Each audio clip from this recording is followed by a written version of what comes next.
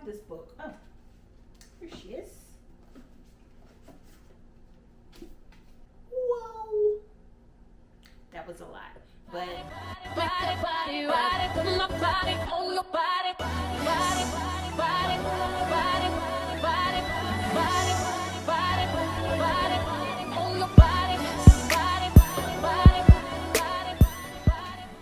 hey boo, and welcome back to my channel. She Read That. My name is Denisha and I'm a baby reader, y'all.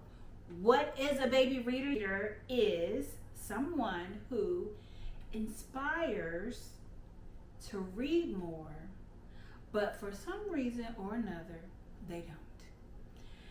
And I'm here to inspire all the baby readers that we can do this, because I will be discussing the books that I read in August.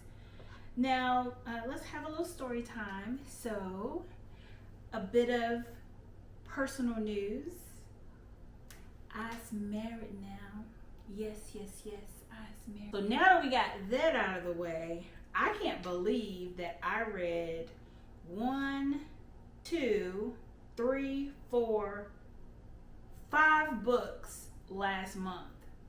And I got married at the top of September. So that in itself, let's give your girl a hand clap, a pat on the back, because how did I do that? I don't know, girl. It was almost like a distraction. It was a distraction from what I had to do, what I needed to do regarding the wedding and everything surrounding it. So I really sat with books because it was like almost a break. That's what I think happened. So anywho, let's get into these books. The first book that I want to talk about is my 5-star read for August. Hold You Down by Tracy Brown. So this book is a contemporary, coming of age, African American book. It's 336 pages, so not too bad for you baby readers, but nevertheless it is significant, and it was published in 2022. If you're following me on Instagram, so pause right here, make sure you're following me on Instagram, She Read That, you'll know that I actually started this book in, I forgot what month that was, but I started this book and I could not finish. The book, I don't know if the certain place I was in time with my life, but it was too emotional for me when you are, because I listened to this book, driving to work, and you're just bawling and crying. I had to set this one down. So I sat it down for a couple of months, and finally I said, you know what? Let's get back into it. Let's see what Tracy Brown has for us. And it was a lot. Not going to talk about it too much because we're going to do a 5-star. This book deserves its own video because it was that good.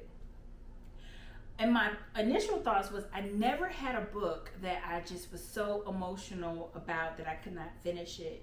And Tracy did that. She had me in my feelings the entire time. I mean, it was up, it was down, my stomach was in knots, and I kind of liked it. I was like, wow, why am I so attached to these characters?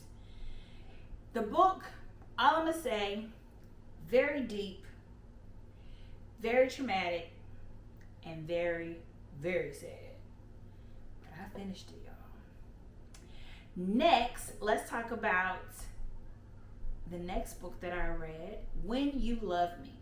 So I gave this book 4 stars, and I actually learned about this book from fellow YouTuber Brooklyn Bell. Yes, she has the hotness, and her books hit right where I need to. So When You Love Me came in right at 219 pages. So that's the perfect little, booky book. Not a novella, but gives you some substance. This book was published in August of 2022. And the themes around it is romance. So we have some romance. Got a lot of romance. We have an age gap. We have a best friend's dad. And then we have grief. Now, although I did give this book 4 stars, we got to talk about it. Because I got to be careful with these age gaps. Because I'm a mama. I'm a mother first. And this age gap, I ain't like it. I ain't like it at all. The age gap was to the point where, so synopsis of the book. Zane, she loses her best friend to, I think it was cancer, something of that nature. It was something where it wasn't a sudden death. It was like she knew she was going to die. She was dying, she was dying, she was dying, she did. And in that process, she was caring for her best friend, and she's also helping out her best friend's father, Orion. Okay? So they're helping, you know, really getting into the caretaking role with her best friend. And eventually, yes, the best friend does pass. It's not a spoiler because everybody, it's in the beginning of the book. And after she passes, Zane and Orion, they get closer and closer and closer. Yes. And so here's the thing that I was freaked out about, because there was mention of her being like in her teens, and the father, you know, knowing that the little girl had a crush on him, but, you know, making sure to, you know, stay clear and, you know, it's not, that's weird and stuff. So I do think the author, Shay Davis, did a good job with kind of trying to put my mind at ease with kind of giving some background and kind of clearing it out. No, he never messed with her when she was a teenager, things of that nature. I would never do that. I can't think of you that way, blah, blah, blah. But apparently the best friend wanted her dad and her best friend Zane to get together. Said that when I pass, I need y'all, check this out, y'all. I need y'all to give me a sibling. I was weirded out. But once I like blocked that out and didn't think about that too much, then I was definitely able to enjoy the book. Zane, she comes from a Muslim family background, so you have that dynamic as well, with them wanting her to live a certain life and her choosing a different lifestyle. So you had that in there as well. So 4 stars, you know, it was a cute little read. If you okay with age gaps and whatnot, you gotta, like I said, I'm gonna be careful with them because I don't play that. I don't play that. Next, I want to talk about For Only 1 Week. No, not me making up titles. Only for the Week by Natasha Bishop. I seen this floating around and I was like, well, what's up? She cute. The cover's cute. What is this book giving? And I have to say, while I was in wedding season, I was gravitating to books that had to do with weddings. I'm still reading books about weddings. Why? Girl, you need to be over this wedding. It's over. But no, I'm still reading the books. I don't know. Weird like that. But For Only 1 Week by Natasha Bishop is a romance, contemporary. It does have some erotica. Yes, erotica. So this book, the way that it opened up, I was like, oh, that's what we're doing? So it's set in Tulum. And it's a destination wedding. So the main character,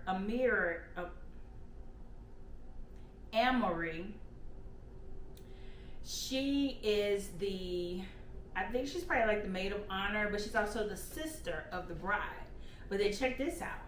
The groom is the ex-boyfriend of Amory. I was like, whoa. But check it, that's not even the conflict. That's not even the thing, like how the book is going. She's pretty much like, yeah, that's what's up, that's what's happening, move on to the next. And I'm like, no, let's talk about this. They do get into it just a little bit, but that's not the main meat of this book. So Only for the Week goes through with Amory. Wait a minute. My bad. Her name not Amory. It's Janelle. No. The maid of honor, the sister's name is Janelle. So it's about Janelle and the best man. Let me find his name. Rome. Janelle and Rome. They have apparently been feeling each other ever since, Janelle was dating Arnold, who is the current groom. So Janelle and Rome was feeling each other, but Janelle was with Rome's best friend, Arnold. It's like you need a whole little infographic just to keep everything straight, but that's how it went down. And how they tried to hide this and everybody knew. I was like, wow, yeah, they did try to hide it, but it just goes into family relations and the stress of weddings. And for this particular bride, it wasn't all good. It wasn't all good for the bride, but Janelle and Rome, they did have a nice little whirlwind. And all I'm gonna say, 1 week turned into 2. I said, come on now, let's go. I love that. The next book I want to talk about is Honey Girl. Honey Girl is by Morgan Rogers, and it is a romance LGBT. It just says LGBT. Don't say LGBTQIA+. It just says LGBT, the Goodreads app. Contemporary fiction. We have lesbian, queer, and another wedding. This wedding is a Vegas wedding. Pretty cool, right? So your girl, Grace Porter, she wakes up in a hotel, and apparently she wakes up in a hotel in Vegas, and apparently she's married. She's married to, what's this girl's name? I don't even know the girl's name, but we'll put it somewhere in here. But she wakes up and she's married to this girl, and the girl leaves. So she doesn't even know who the girl is, but she leaves a card with some information on it. So I guess you can kind of figure out who she is. And she figures out who the girl is. She goes to New York, spends time with the girl, and Grace has just gotten her PhD, and she's trying to figure out what I want to do. She has this military dad, and he's like, yo, you're doing this. And she's like, I don't know if I want to do that, but she doesn't want to talk to her dad about what she really wants to do. But in meeting up with this Carefree, she's a DJ in New York. She has like this nighttime radio show, and then she's a waitress during the day. So after spending time with her, she really kind of opens up and just kind of relaxes a little bit. And she visits, her mom lives in Florida, so she spends some time there as well. And her mom has a wedding, and all in all, the girl from New York ends up at the wedding, and they kind of rekindle and try to figure some things out. It was cute. I enjoyed it. I think I have this book. Oh, here she is.